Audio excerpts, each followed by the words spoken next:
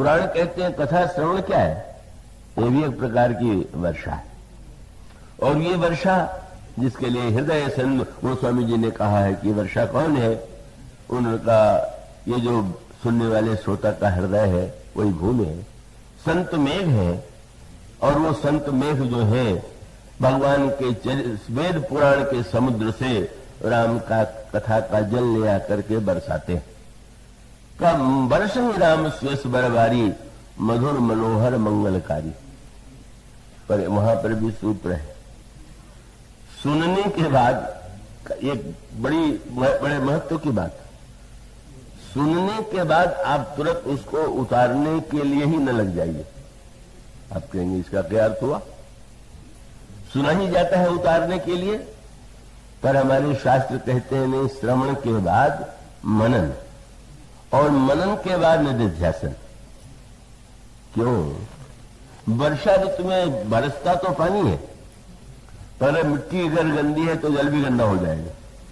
इसी प्रकार से बहुत से श्रोताओं की बुद्धि ऐसी होती है कि वो मिट्टी से ऐसी लपेटती है राम कथा को, वो ऐसा अर्थ ले लेती है कि तुरंत वो ये अर्थ ले ले कि ये तो आज भक्कर है। मैंने तो देखा है श्रोताओं के अर्थ को सुना है और सुन करके वो जो प्रेरणा कभी कभी कथा से लेकर के जाते हैं तो वो तो ठीक उल्टा अर्थ ले लेते। इस शास्त्र कहते हैं सुनने के बाद मनन कीजिए।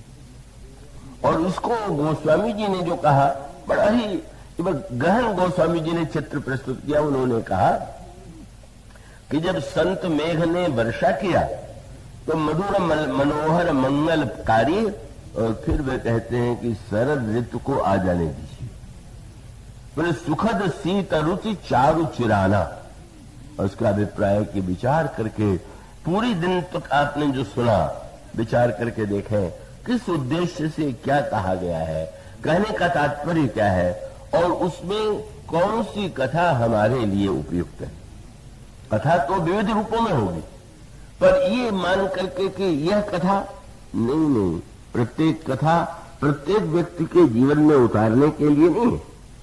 सभी के लिए वो कथा है, लेकिन वो अलग अलग संदर्भों से जुड़ करके अलग अलग व्यक्तियों के लिए उपयोगी है।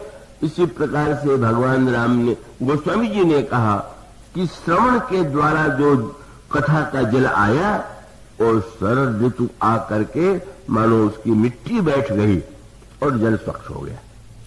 मानो भगवान का संकेत ये था।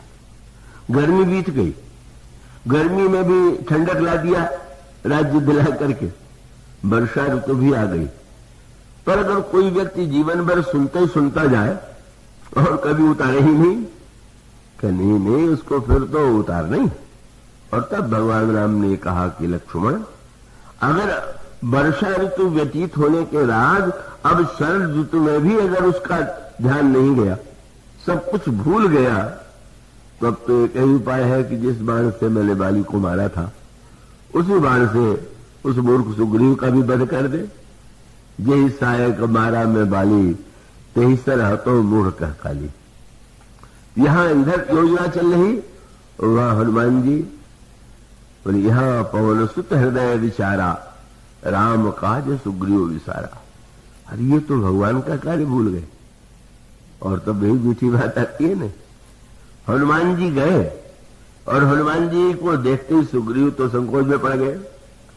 अब जो पत्नियों में घिरा बैठा है, आनंद में डूबा हुआ ब्रह्मचारी जी पर हार जाए तो उसको तो बेचारे को घबराहट ही लगेगी। तो पूछ लिया आपने कैसे कष्ट किया? हनुमान जी ने कहा कथा सुनाने आया हूं। और कथा ऐसी सुनाई उन्होंने कि सचमुच वो कथा अनोखी ही थी।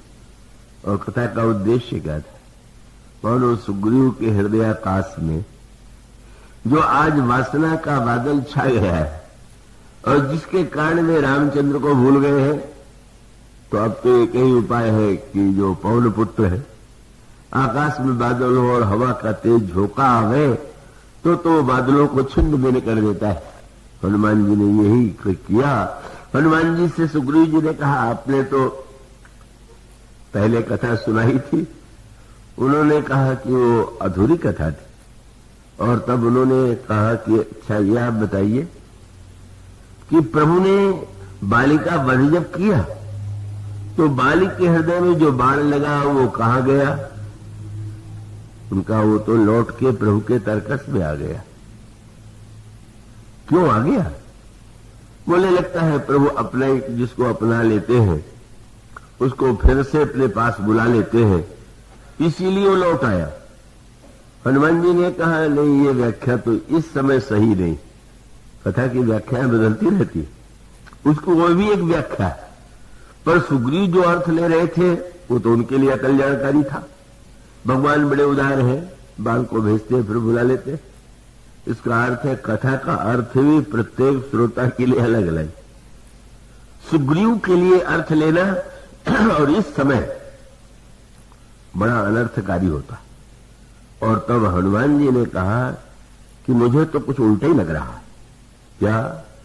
मुझे लगता है कि बाली ने उलाहना दिया था कि मैं बैरी सुग्रीव प्यारा अवगुण कौन ना तुम्हें मारा, तो इसीलिए उस बाण को रख छोड़ा है कि अगर सुग्रीव भी ऐसे ही करेगा तो उसको भी इसी बाण से खबर नहीं। वो आपके लिए बाण रखा हुआ है। जो ही सुना कांपने लगे, वासना के बाल छिन्न भिन्न हो गए पवन पुत्र के द्वारा, और वह रामचंद्र उदित हुआ। श्री रामचंद्र का साक्षात्कार हुआ। और राका रजनी भगत तो राम नाम से सोम, भक्ति ही पूर्णिमा है। और सीता जी मानो भक्त की पूर्णिमा, और रामचंद्र पूर्णिमा और चंद्र दोनों का मिलन हो जाए, यही राम कथा का उद्देश्य है। तो मुझे विश्वास है कि हम इन साधनों के माध्यम से हृदयाकाश कैसे शुद्ध हो और पूर्ण रामचंद्र का प्रकाश हमारे जीवन में कैसे प्रकाशित हो, इस प्रसंग के साथ आज विराम। इसके बाद की चर्चा कल होगी। बोलिए सियावर राम।